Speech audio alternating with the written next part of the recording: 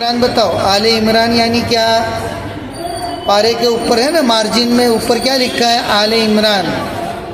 तो क्या है ये? सूरत का नाम। ये क्या नाम है बच्चों? हाँ, सूरत के आगे नंबर लिखा है। कौन सा नंबर है? हाँ, सूरत नंबर। पहली सूरत कौन सी थी? अलिफ लाम मीम में जब पहली सूरत कौन सी शुरू हुई थी? सूरह बकरा तो दूसरे नंबर की सूरत है। पहली सूरत कौन सी थी? सूरह फातिहा है ना। पहली सूरत का नाम क्या है? हाँ, अल्हम्दुलिल्लाह रब्बिल आलमीन। हमने जो पढ़ी ना, उसका नाम क्या है बच्चों?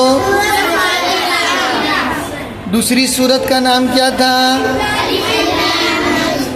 अलिफ लाम मीम पारे का नाम है। सूरत का नाम क्या है? सूरतुल बकरा है ना, सूरह बकरा। ये दूसरी सूरत का नाम था। तीसरी सूरत का नाम क्या है?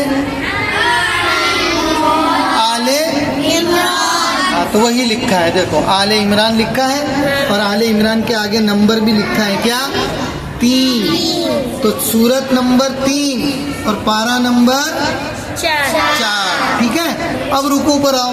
ये रुकू मैंने समझाया ना कि रुकू किसको कहते हैं?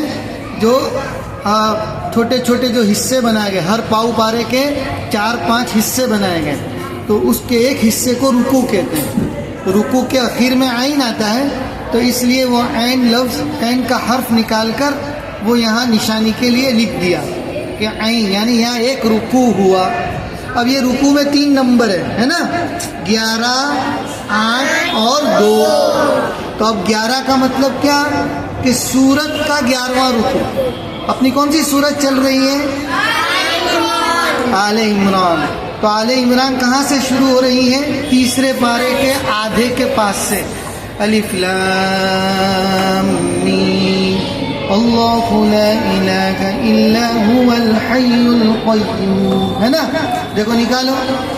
तीसरे पारे में सूरह आले इमरान कहाँ से शुरू हो रही?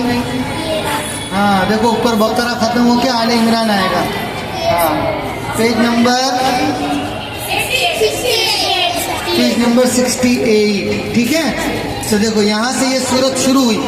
अब ये सूरत से आप अभी जो हमने 88 पेज पर गए थे ना, वहाँ जाओ तो वहाँ तक ये कितने रुकू हुए इस सूरत के? 11। हाँ, ये सूरत के 11 रुकू हुए। सूरत के कितने रुकू हुए ये? यानी 11वां रुकू यहाँ शुरू हुआ कि खत्म हुआ? खत्म हुआ। 11वां रुकू यहाँ पर क्या हुआ? खत्म हुआ। और नीचे देखो 2 लिखा। ये 2 कौन सा रुकू है? ये 2 नंबर काय का है? किस चीज का 2 नंबर है? नहीं, ये जो अपना पारा शुरू हुआ ना, कौन सा? चौथा पारा। कौन सा? नाम क्या है उसका? हाँ, वो लन तनालू पारे का ये दूसरा रुकू है। कितना रुकू है ये? देखो गिनो, लन तनालू से गिनो। पहला रुकू कहाँ? लन तनालू कहाँ से शुरू होता है? हाँ, यहाँ से देखो पहला रुकू कहाँ खत्म हुआ? देखो उसके नीचे 1 लिखा होगा। देखो 1 लिखा है ना, 1 लिखा है ना। हाँ, उसके बाद दूसरा देखो, देखो उसके नीचे दूसरा लिखा है। इस तरह एक रुकू आगे बढ़ते जाएंगे तो वो 3, 4। तो वो नीचे वाला जो नंबर है वो पारे का रुकू नंबर है, और ऊपर वाला जो नंबर है वो सूरत का रुकू नंबर है। जो सूरत चल रही है ना, सूरत कहाँ से शुरू हुई थी? वो तीसरे पारे के आधे से। अच्छा, ये बीच में जो नंबर लिखा है, देखो 8 लिखा है। ये क्या मतलब है? 8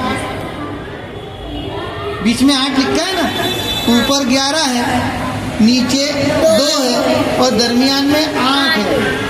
इसका मतलब है कि ये रुकू कहाँ से शुरू हुआ था? या ये कहाँ से? ये रुकू अल्लाह नहीं बनती। रुकू समझते?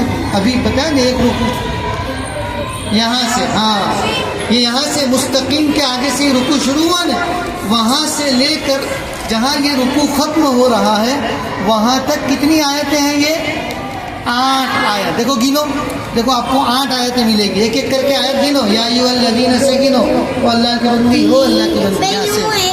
यहाँ से गिनो। यहाँ से 1, ये 1 मुस्लिमुन पर 1। ये मुस्लिमों पर एक आयत है, क्या दो क्या एक हुई?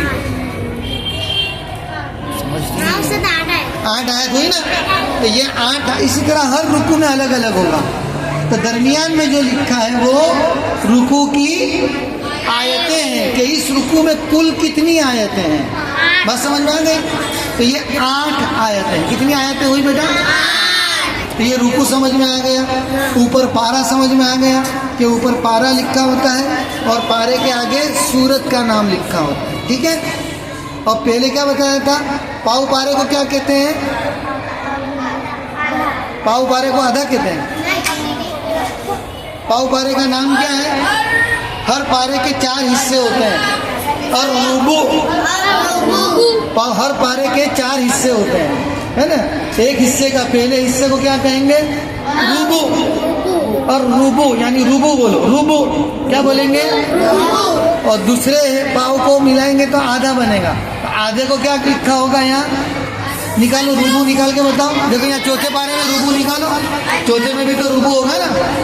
हाँ देखो चौथे का रुबू ये रहा, इधर पेज नंबर 91, ये पेज नंबर 90, देखो रुबू लिखा।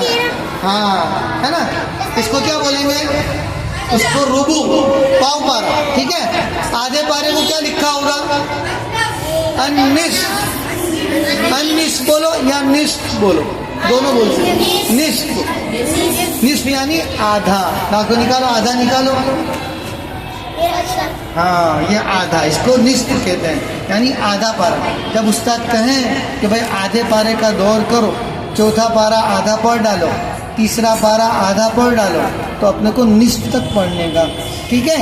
और तीसरा जो हिस्सा होता है उस जो वो जहाँ खत्म होता है तो उसको क्या बोलेंगे हम उर्दू में? पौना पारा। क्या बोलेंगे?